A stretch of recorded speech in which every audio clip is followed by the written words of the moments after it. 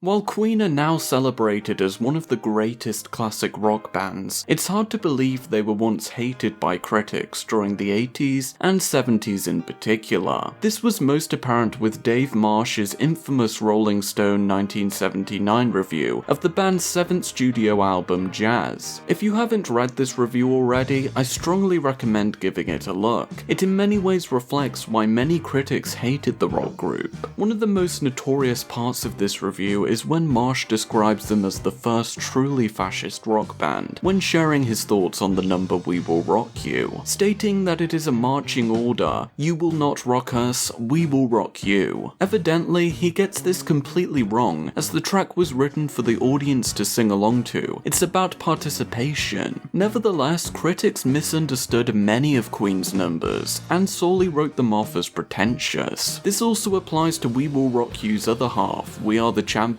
which many critics saw as arrogant. However, they failed to understand how the track is meant to reflect how we are all the champions, not just the band. We are the champions.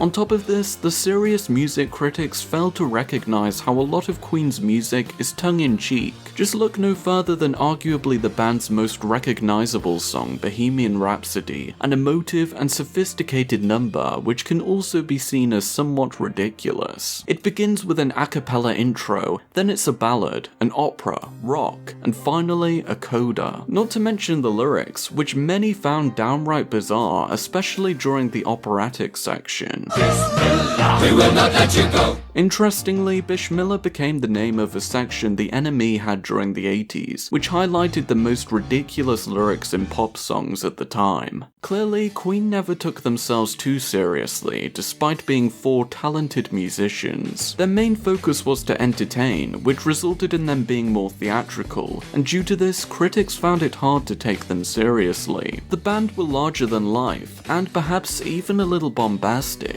which wasn't and perhaps still isn't for everybody. Nevertheless, another aspect of why critics hated the band was unfortunately due to underlying homophobia. This is apparent with Dave Marsh's review, as he describes Queen as polluting. While this homophobia may not have been Marsh's intention, it could reflect his reaction to Freddie Mercury's self-display. As many have noted, this is most apparent with the Jazz album's second single, Don't Stop Me Now. I'm a racing car, passing by.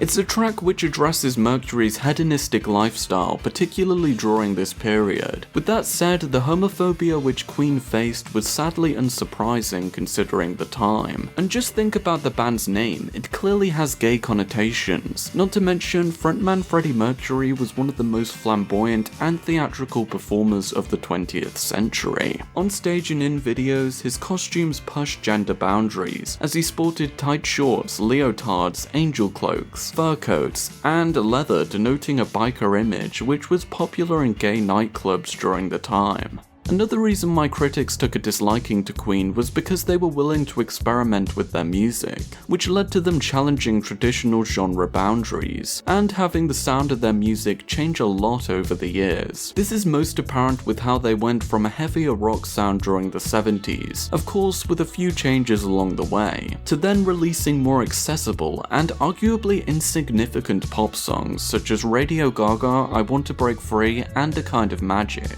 Many critics were quick to criticize Queen for their more pop-oriented sound during the 80s, as they saw it as inauthentic due to it being such a huge departure from what the group had released prior. I want to break free!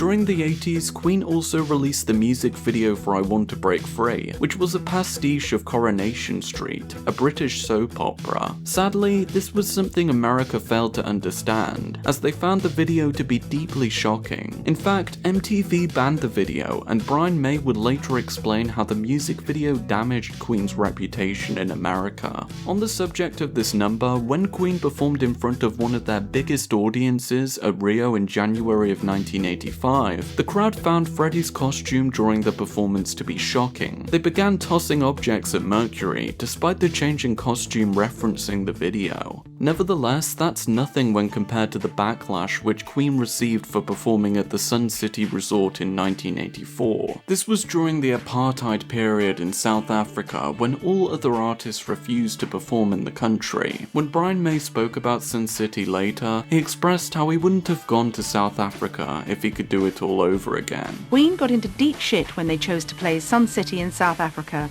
In 1984, most musicians refused to play there in protest against the racist government of the time. If you enjoyed this video, please make sure to like, share, subscribe, and until next time, bye!